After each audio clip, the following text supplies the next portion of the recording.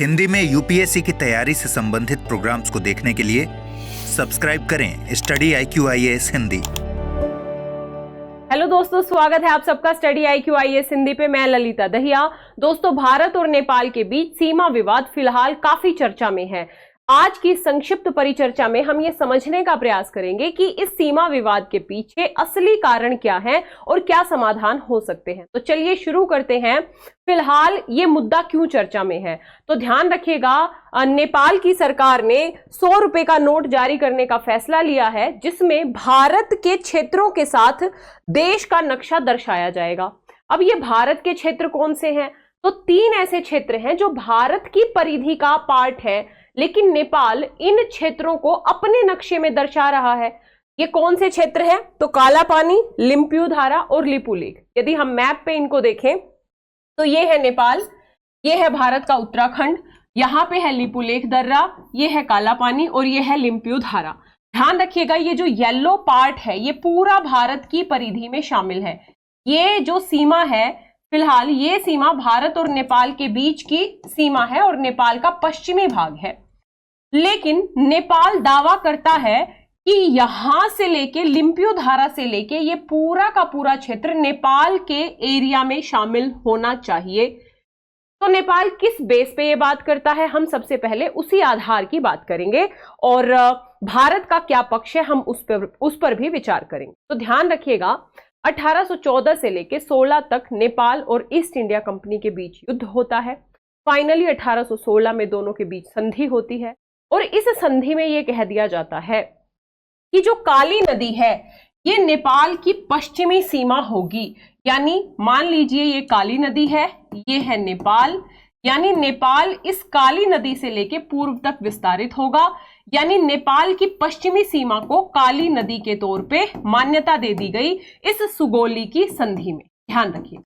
अगला मुद्दा ये है, लेकिन समस्या कहां उत्पन्न हुई, इसके रिज लाइन का कोई उल्लेख नहीं किया गया। जब भी आप किसी नदी को देखोगे तो नदी की बहुत सारी धाराएं हो सकती। नदी का स्रोत, जैसे फॉर एग्जाम्पल ये एक नदी है, अब इसका स्रोत किसे माना जाए, इसे या इसे, ये डिपेंड करता है। यही असली मसला है दोनों देशों के बीच में कि काली नदी का स्रोत क्या हो। नेपाल कहता है कि काली नदी का स्रोत यहां है, इसलिए ये पूरा क्षेत्र हमारी परिधि में आएगा। भारत कहता है कि काली नदी का स्रोत यहां है, इसलिए ये पूरा क्षेत्र भारत का हिस्सा है। इसे एक बार मैप के माध्यम से समझ लेते हैं। देखिए, भारत कहता है कि काली नदी के पश्चिम में ये काली नदी है, ये नेपाल की पश्चिमी सीमा है और काली नदी का उद्गम यहां से है। तो यहां से लेके ये पूरा एरिया भारत की परिधि में शामिल होगा। जबकि नेपाल का यह कहना है कि नहीं, काली नदी का जो उद्गम है ये लिम्पियुधारा से होता है, अतः ये जो पूरा क्षेत्र है इस सुगौली संधि के अनुसार लिम्पियुधारा से लेके ये पूरा का पूरा क्षेत्र नेपाल का अभिन्न हिस्सा होना चाहिए और होगा। और इसी के आधार पे ये नक्शे में इन 3 क्षेत्रों को नेपाल ने दर्शाने का फैसला लिया है। अब इन दोनों के बीच विवाद ये कोई नया नहीं है। 2019 और 20 में भी ऐसा ही विवाद उत्पन्न हुआ था दोनों देशों के बीच में। 2019 में भारत सरकार की तरफ से यहां से लेके लिपुलेख तक एक सड़क मार्ग बनाया गया था, ताकि मानसरोवर के जो धार्मिक यात्री हैं उनके समय को कम किया जा सके।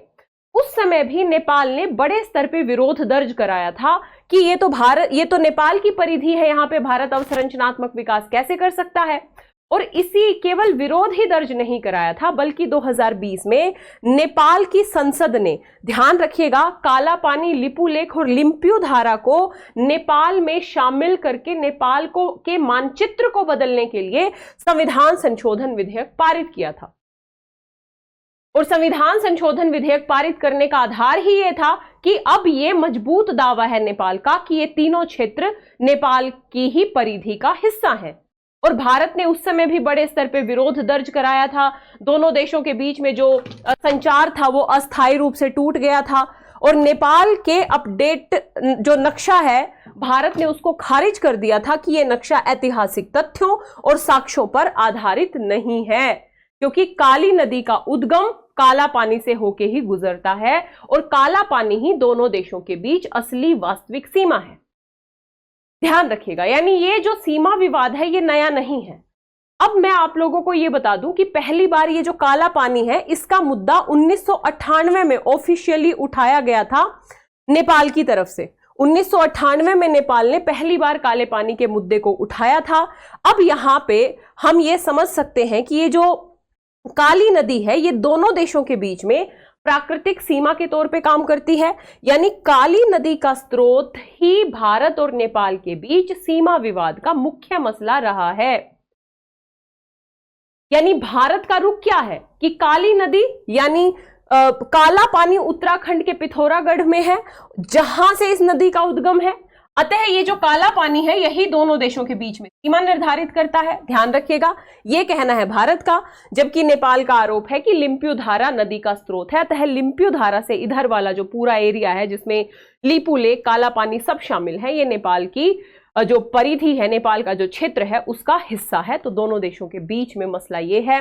वार्ताएं हुई हैं दोनों देशों के बीच में विवाद को सुलझाने के लिए। 2014 में भारत के प्रधानमंत्री, नेपाल के प्रधानमंत्री के बीच में एक समझौता भी हुआ था, जिसमें दोनों तरीके से, यानी जो 2014 में भारत और नेपाल के प्रधानमंत्रियों के बीच समझौता हुआ था कि काला पानी और सुस्ता पर जो लंबित सीमा मुद्दा है उस पे समझौता करने का प्रयास किया जाएगा। तो 2014 में ऐसा समझौता हुआ है। इसके साथ ही अलग कई तंत्र बने हुए हैं जो सीमा मुद्दों पे काम कर रहे हैं, लेकिन ऐसे में जल्दबाजी करना नेपाल का ये दिखाता है कि नेपाल वाद या हम ये कह सकते हैं कि बातचीत के माध्यम से मुद्दे का समाधान करने में विश्वास नहीं रख रहा है। नेपाल का ऐसा करने के पीछे कई घरेलू कारण भी हो सकते हैं, क्योंकि जब आपकी घरेलू जनता निराश हो आपके कार्यों से, तो किसी भी अंतर्राष्ट्रीय मुद्दे को उठा दो, लोगों के अंदर राष्ट्रवाद की भावना को भड़का दो, तो ऐसे में लोग आपकी नीतियों से